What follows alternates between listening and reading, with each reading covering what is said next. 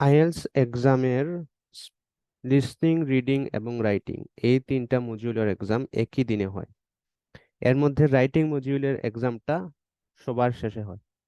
সেই হিসাবে আমরাও কোর্সটাতে রাইটিং মডিউল নিয়ে সবার শেষে আলোচনা করতেছি। তো রাইটিং মডিউলের ব্যাপারে আমরা আজকের ক্লাসে বেসিক যে জিনিসগুলা জানা দরকার সেইগুলা জানার চেষ্টা করব ইনশাআল্লাহ। এর মধ্যে প্রথম আলোচনার বিষয় হচ্ছে আইএলস রাইটিং এর এক্সাম ফরম্যাট। আইএলস রাইটিং এর জন্য টোটাল টাইম থাকবে 60 মিনিটস। রিডিং এ আমরা দেখছিলাম 60 মিনিটস, রিডিং এ যেরকম 60 মিনিটস, রাইটিং এও একইভাবে 60 মিনিটস টাইম থাকবে। এবং রাইটিং অংশে টোটাল প্রশ্ন থাকবে দুইটা, মাত্র দুইটা প্রশ্ন থাকবে। লিসনিং বা রিডিং এ আমরা দেখছিলাম প্রশ্ন থাকবে 40টা 40টা করে, বাট রাইটিং এ প্রশ্ন থাকবে মাত্র দুইটা। এর মধ্যে প্রথম টাস্ক বা প্রথম কোয়েশ্চন যেটা, ওইটাকে বলা হয় রাইটিং টাস্ক 1। আর সেকেন্ড কোয়েশ্চন যেটা, ওইটাকে বলা হয় রাইটিং টাস্ক 2।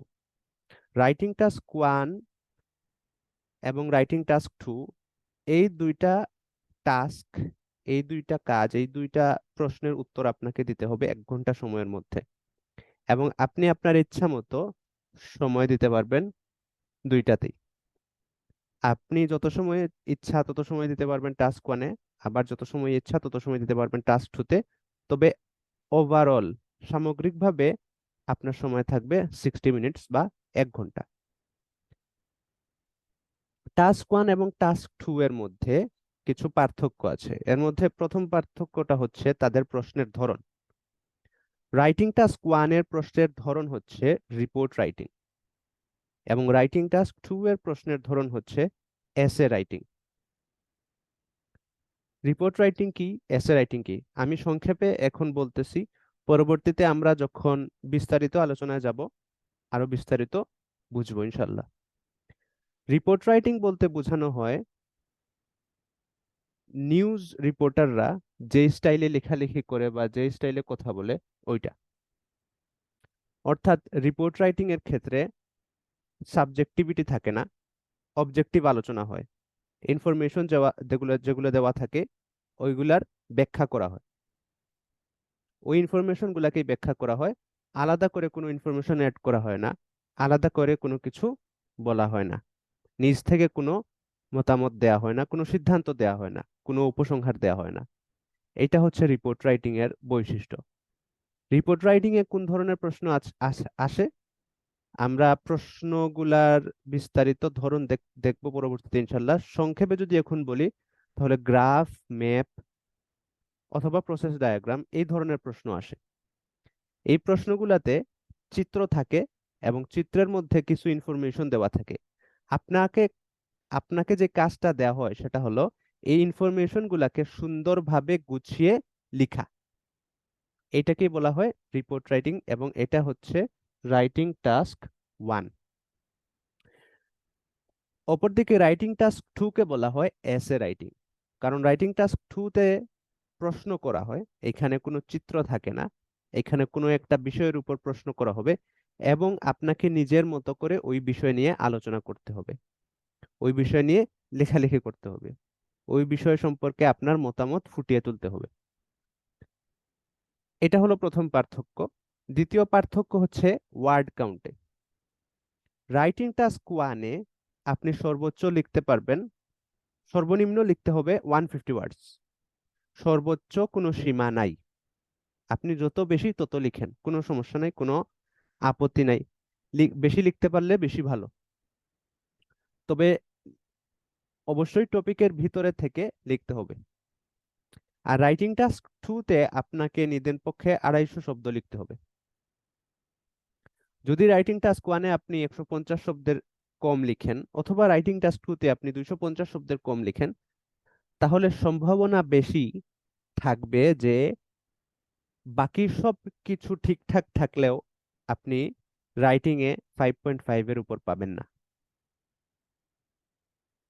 এজন্য অবশ্যই এবং অবশ্যই যে লোয়েস্ট ওয়ার্ড কাউন্ট যেটা, মিনিমাম ওয়ার্ড কাউন্ট যেটা, ওইটার চাইতে বেশি লিখতে হবে। রাইটিং টাস্ক 1 এর ক্ষেত্রে সেটা হলো 150 ওয়ার্ডস, এবং রাইটিং টাস্ক 2 এর ক্ষেত্রে সেটা হলো 250 ওয়ার্ডস।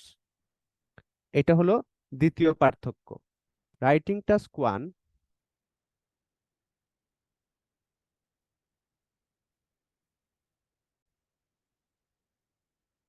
প্রথম পার্থক্য ছিল এই প্রশ্নের ধরনের মধ্যে। এর মধ্যে রাইটিং, এটাতে আমরা জানতে পারছি যে রাইটিং টাস্ক 1 হচ্ছে রিপোর্ট রাইটিং এবং রাইটিং টাস্ক 2 হচ্ছে এসে রাইটিং। দ্বিতীয় পার্থক্য আমরা জানতে পারছি, রাইটিং টাস্ক 1-এ আপনাকে কমপক্ষে 150 ওয়ার্ডস লিখতে হবে, এবং রাইটিং টাস্ক 2-তে আপনাকে কমপক্ষে 250 ওয়ার্ডস, 250 ওয়ার্ডস লিখতে হবে। থার্ড আর একটা পার্থক্য আছে, সেটা হলো মার্কিং এ। রাইটিং টাস্ক 1-এর মার্ক হচ্ছে আনুমানিক 33%, এবং রাইটিং টাস্ক 2-এর মার্ক হচ্ছে আনুমানিক 67%। এটার মানে কি, এই জিনিসটা একটু ব্যাখ্যা করলে ভালো হয়। রাইটিং টাস্ক 1-এ আপনি ওভারঅল যেই রেজাল্টটা পাবেন সেইটা হবে আপনার ওভারঅল রাইটিং স্কোরের 33%, এবং রাইটিং টাস্ক 2-এর মার্কটা আপনার ওভারঅল রাইটিং স্কোরের উপর প্রভাব ফেলবে 67%, কন্ট্রিবিউট করবে 67%। একটা উদাহরণ দিলে হয়তো আরেকটু ক্লিয়ার হবে। রাইটিং টাস্ক, আমরা একটা এক্সাম্পল নেই, যে আপনি মনে করেন রাইটিং টাস্ক 1-এ পেয়েছেন 5.5 এবং রাইটিং টাস্ক 2-তে পেয়েছেন 7। সাধারণত আমরা জানি গড় কিভাবে করা হয়। গড় করা হয় এভাবে: 7 প্লাস 5.5 ডিভাইডেড বাই 2। কিন্তু যেহেতু এখানে রাইটিং টাস্ক 2 এর মান হলো রাইটিং টাস্ক 1 এর ডাবল, দ্বিগুণ, এই কারণে হিসাবটা এরকম হবে না। তাহলে হিসাব কিরকম হবে? হিসাবটা হবে এরকম: 7 plus 7 plus 5.5 divided by 3। 7 plus 7 plus 5.5। এরকম কেন হলো? কারণ রাইটিং টাস্ক 2 এর মান হচ্ছে ডাবল। তাহলে এই জিনিসটা যদি আমরা যোগ করি, আমরা পাই 19.5/3, এবং আমরা 19.5 কে যদি 3 দিয়ে ভাগ করি তাহলে আমাদের রেজাল্ট আসে 6.5। তার মানে রাইটিং টাস্ক 2 তে আপনি 7 পেলে এবং রাইটিং টাস্ক 1-এ 5.5 পেলে আপনার ওভারঅল রাইটিং স্কোর চলে আসছে 6.5-এ, কারণ রাইটিং টাস্ক 2 এর মূল্য বেশি। তাই এক্সাম হলে আপনি চেষ্টা করবেন রাইটিং টাস্ক 2 তে বেশি ফোকাস দেওয়ার জন্য রাইটিং টাস্ক 1 এর তুলনায়। এবং এটাও সত্য যে রাইটিং টাস্ক 1 এর তুলনায় রাইটিং টাস্ক 2 তে মার্ক তোলাটা একটু কঠিন। তাহলে আমরা এখন পর্যন্ত রাইটিং টাস্ক 1 এবং রাইটিং টাস্ক 2 এর মধ্যে তিনটা মৌলিক পার্থক্য জানতে পারলাম। Writing task 2 carries double the mark of writing task 1, যেটা নিয়ে আমরা মাত্র আলোচনা করলাম। It is recommended to spend 40 minutes in writing task 2 and 20 minutes in writing task 1. আচ্ছা, এখানে রাইটিং বানান ভুল হয়েছে। মূলত এইখানে যেটা বলছে সেটা হলো যে রাইটিং টাস্ক 2 তে আপনার উচিত 40 মিনিটস সময় ব্যয় করা, এবং রাইটিং টাস্ক 2 তে আপনার উচিত, সরি, রাইটিং টাস্ক 1-এ আপনার উচিত 20 মিনিটস ব্যয় করা, এবং রাইটিং টাস্ক 2 তে আপনার উচিত 40 মিনিটস ব্যয় করা। এর কারণ কি? এর কারণ হচ্ছে রাইটিং টাস্ক 2 এর যেহেতু ওয়ার্ড লিমিটও বেশি এবং এটাতে মার্কও যেহেতু ডাবল, তাই আমরা এটাতে সময়ও দিব দ্বিগুণ। অপরদিকে রাইটিং টাস্ক 1-এ যেহেতু ওয়ার্ড লিমিটও কম প্লাস মার্কও অর্ধেক, এই হিসাবে আমরা সময়টাও দিব অর্ধেক। তাছাড়া আপনি যখন পরীক্ষা অ্যাটেন্ড করবেন তখন পরীক্ষার মধ্যেও, পরীক্ষার খাতায়, প্রশ্নপত্রেও লেখা থাকবে যে আপনাকে সাজেস্ট করবে তারাই সাজেস্ট করবে রাইটিং টাস্ক 2 তে 40 মিনিট স্পেন্ড করার জন্য এবং রাইটিং টাস্ক 1 এ 20 মিনিটস স্পেন্ড করার জন্য।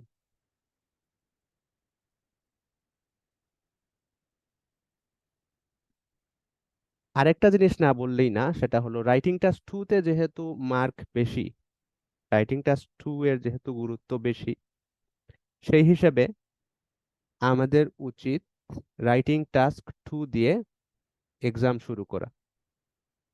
কারণ এক্সামের শুরুর দিকে আমাদের মন শান্ত থাকে, চিন্তা ভাবনা একটু অর্গানাইজড থাকে, হাতের লেখাও ভালো থাকে। তো ওই সময় যদি আমরা রাইটিং টাস্ক 2 লিখি তাহলে তখন আমাদের রাইটিং টাস্ক 2টা ভালো হবে। অপরদিকে যেহেতু এক্সামের শেষ দিকে তাড়াহুড়ো থাকে, আমাদের লেখা তেমন একটা ভালো হয় না, তখন আমরা রাইটিং টাস্ক 1 লিখলাম। এতে যদি রাইটিং টাস্ক 1 এর উপর একটু খারাপ প্রভাব পড়ে, তাও এত বড় সমস্যা না, কারণ রাইটিং টাস্ক 1 এর মান হচ্ছে রাইটিং টাস্ক 2 এর অর্ধেক। এটা একটা পার্সোনাল সাজেশন, এটা অবশ্যই আপনার ইচ্ছাধীন। আপনি চাইলে রাইটিং টাস্ক 1 আগে লিখতে পারবেন, রাইটিং টাস্ক 2 পরে লিখতে পারবেন।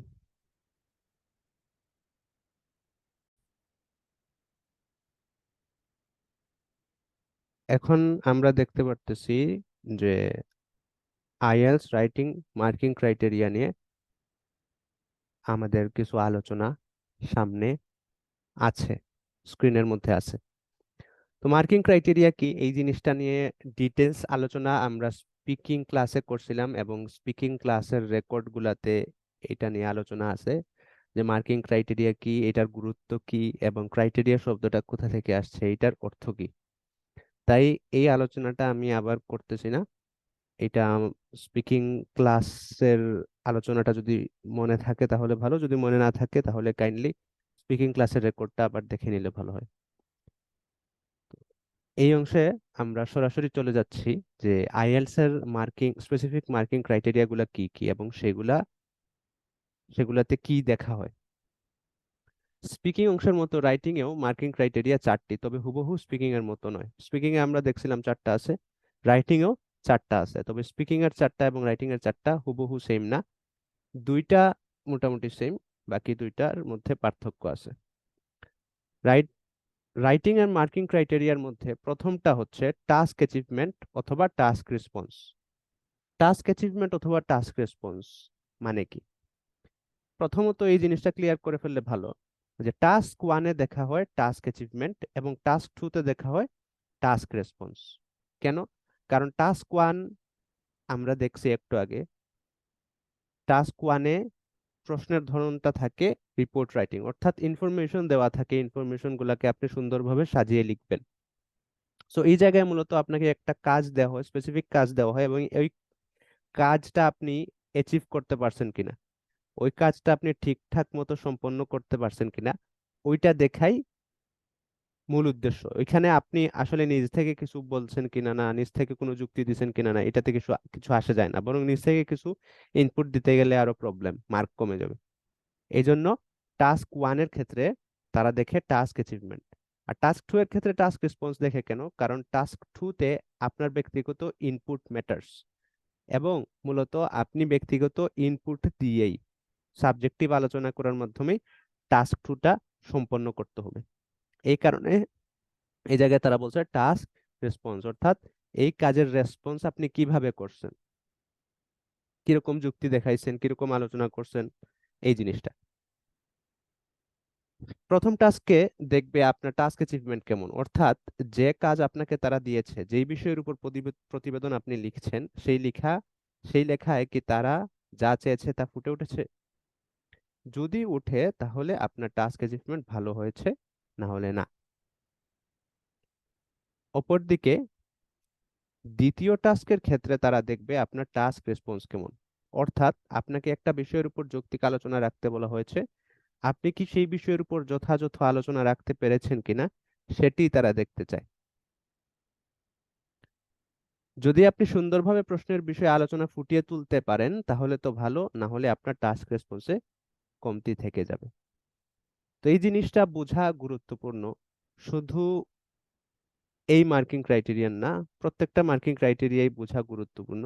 কারণ মার্কিং ক্রাইটেরিয়া বুঝলে আমরা বুঝতে পারবো যে এক্সামিনাররা যখন চেক করতেছে তখন তাদের মাথায় আসলে কি ঘুরতেছে, তারা আসলে কোন জিনিস খুঁজতেছে। এই জন্য এই জিনিসটা বুঝে আমি যদি এই জিনিসটা মাথায় রেখে এই জিনিসটা কাজে লাগিয়ে এক্সামে আনসার করতে পারি, তাহলে সম্ভাবনা বেশি যে এক্সামিনারের কাছে আমার কাজটা পছন্দ হবে। সেকেন্ড ক্রাইটেরিয়ান, 2 নম্বরটা কি? Coherence and cohesion. 2 নম্বরটা হচ্ছে কোহেরেন্স এন্ড কোহিশন। কোহেরেন্স এবং কোহিশন এই মার্কিং ক্রাইটেরিয়ার সাথে স্পিকিং এর প্রথম মার্কিং ক্রাইটেরিয়ার মিল আছে। স্পিকিং এর প্রথম মার্কিং ক্রাইটেরিয়া ছিল ফ্লুয়েন্সি এন্ড কোহেরেন্স। ফ্লুয়েন্সি কথা বলার ক্ষেত্রে জড়তাহীনতাকে বোঝায়, একটা সুন্দর ফ্লো প্রবাহ থাকাকে বোঝায়। এখানে যেহেতু স্পিকিং করছেন না, এখানে যেহেতু আপনি রাইটিং করতেছেন, এই জন্য এখানে ফ্লুয়েন্সির বিষয়টা আসবে না। বাকি থাকলো কোহেরেন্স। কোহেরেন্স হলো প্রাসঙ্গিক আলোচনা হওয়া, আপনার আলোচনার মধ্যে একটা অংশের সাথে আরেকটার মিল থাকা। কোহিশনের অর্থ কাছাকাছি। তো এইখানে মূলত কি কি বিষয়ে তারা দেখবে, এই জিনিসটা নিয়ে আমরা আলোচনা করি। এই অংশে এসে দেখবে আপনি আপনার লেখাটিকে কিভাবে সাজিয়েছেন। যত সুন্দর ও প্রাঞ্জল ভাবে সাজাতে পারবেন তত ভালো নম্বর পাবেন। তাহলে এখানের মধ্যে আপনার লেখাটা গুছানো কিনা এই বিষয়টা দেখবে তারা। তো আপনার লেখা গোছানো কিনা এটা দেখার মধ্যে আরো কিছু বিষয় আছে, যেমন তারা দেখবে যে আপনার লেখার মধ্যে প্যারাগ্রাফিং যথাযথ হয়েছে কিনা। এই জন্য আমরা ইনশাল্লাহ আমাদের রাইটিং ক্লাসগুলোতে প্যারাগ্রাফিং শিখব। প্যারাগ্রাফিং মানে কি?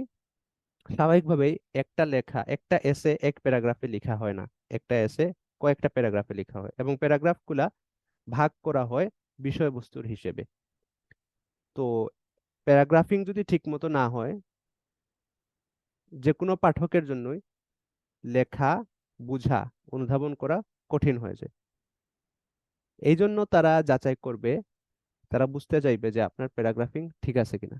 আবার মনে করেন আপনি প্যারাগ্রাফিং না করে এক প্যারায় লিখে ফেললেন, তখন প্রবলেম হবে কি? তখনও লেখাটা পড়তে এবং বুঝতে কষ্ট হবে। এই জন্য এই জিনিসটা সম্পর্কে আইডিয়া রাখা খুবই গুরুত্বপূর্ণ। তাছাড়া আপনার লেখার ফ্লো ঠিক আছে কিনা এটাও যাচাই করবে। আপনি কি এক কথা থেকে আরেক কথায় লাফ দিয়ে চলে গেছেন নাকি সুন্দরভাবে ট্রানজিশন করেছেন, এটার উপর এই অংশের মার্কিং অনেকটাই নির্ভর করবে। এটা নিয়ে আমরা স্পিকিং এও আলোচনা করছিলাম। স্পিকিং এবং রাইটিং দুইটার ক্ষেত্রে এটা প্রযোজ্য, যে আপনার লেখা বা আপনার কথা, আপনার আলোচনার মধ্যে একটা সুন্দর প্রবাহ থাকা উচিত এবং একটা ধারাবাহিক প্রবাহ থাকা উচিত, লজিক্যাল অর্ডার থাকা উচিত। এই জিনিসটাই মূলত দেখবে আপনার লেখার মধ্যে আছে কিনা। থার্ড যে মার্কিং ক্রাইটেরিয়া সেটা হচ্ছে লেক্সিক্যাল রিসোর্স। লেক্সিক্যাল রিসোর্স আমরা স্পিকিং এও দেখছিলাম, এবং স্পিকিং এর লেক্সিক্যাল রিসোর্স এবং রাইটিং এর লেক্সিক্যাল রিসোর্স একই জিনিস। আমরা স্পিকিং এও জানছিলাম যে লেক্সিক্যাল রিসোর্সের লেক্সিক্যাল শব্দটা আসছে লেক্সিস থেকে, আর লেক্সিস শব্দের অর্থ হচ্ছে শব্দ। তো স্বাভাবিকভাবে লেক্সিক্যাল রিসোর্স দিয়ে বোঝাচ্ছে শব্দ ভান্ডার সংক্রান্ত দক্ষতা।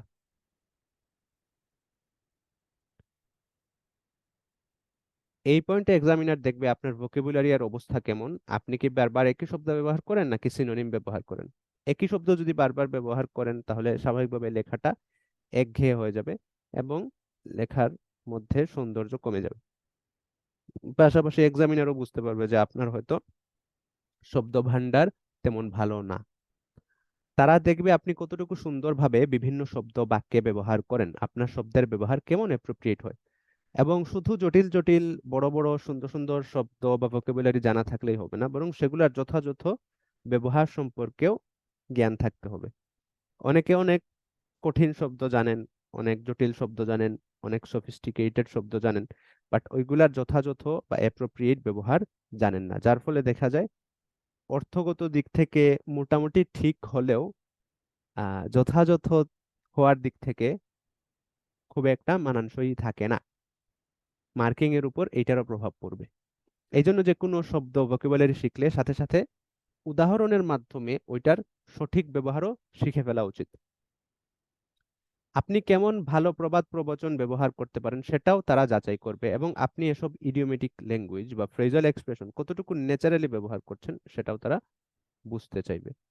তো এই জিনিসগুলাও তারা দেখবে, চেক করবে, এবং আপনি যত সুন্দরভাবে ওইগুলা ফুটিয়ে তুলতে পারবেন আপনার লেখার মধ্যে, আপনার মার্কও তত বাড়বে ইনশাল্লাহ। এবং লাস্ট হচ্ছে গ্রামাটিক্যাল রেঞ্জ এন্ড অ্যাকিউরেসি। এখানে এক্সামিনার চেক করবে যে আপনি আপনার আলোচনায় কত ধরনের বাক্যরীতি ব্যবহার করছেন। গ্রামাটিক্যাল রেঞ্জ, যদি আপনার রেঞ্জ স্বল্প থাকে তাহলে এক্সামিনার বুঝতে পারবে যে আপনি তেমন অ্যাডভান্স লেখা লিখতে পারবেন না। আবার যদি আপনার গ্রামাটিক্যাল রেঞ্জ ভালো থাকে তাহলে স্বাভাবিকভাবে এক্সামিনার আপনাকে বেশি মার্ক দেবে। আপনি যত ভিন্ন ভিন্ন সেন্টেন্স স্ট্রাকচার ব্যবহার করতে পারবেন আপনার মার্ক তত বাড়বে। শর্ত একটাই, যে স্ট্রাকচার ব্যবহার করছেন সেই ব্যবহারটি শুদ্ধ হতে হবে। এইখানে আসতেছে গ্রামাটিক্যাল একিউরেসির বিষয়টা, যে শুধু গ্রামাটিক্যাল রেঞ্জ ভালো হলেই হবে না, বরং রেঞ্জ বিভিন্ন ধরনের বাক্য রীতি বা সেন্টেন্স স্ট্রাকচার ব্যবহার করতেছেন ওইগুলোর মধ্যে আপনার গ্রামারের ব্যবহারটাও সঠিক থাকতে হবে। এবং গ্রামারের ব্যবহার সঠিক রাখার জন্য, সঠিক গ্রামার ব্যবহার শেখার জন্য আমরা অলরেডি আলোচনা করছিলাম যে essential grammar in use by Raymond Murphy, এই বইটা আমরা প্র্যাকটিস করতে পারি। এই বইটা প্র্যাকটিস করলে দেখা যাবে প্র্যাকটিসের মাধ্যমে আমাদের গ্রামার মোটামুটি ঠিক হয়ে যাচ্ছে। একই সাথে আমরা রাইটিং যখন করব তখন, বিশেষ করে টাইপিং করে যদি আমি রাইটিং করি, তখন আমি আমার লেখাটা গ্রামারলি বা চ্যাট জিপিটি দিয়ে চেক করে নেব। এর মাধ্যমে দেখা যাবে যে আমি আমার ভুলগুলো সংশোধন করতে পারতেছি এবং ভুল থেকে শিক্ষা নিতে পারতেছি।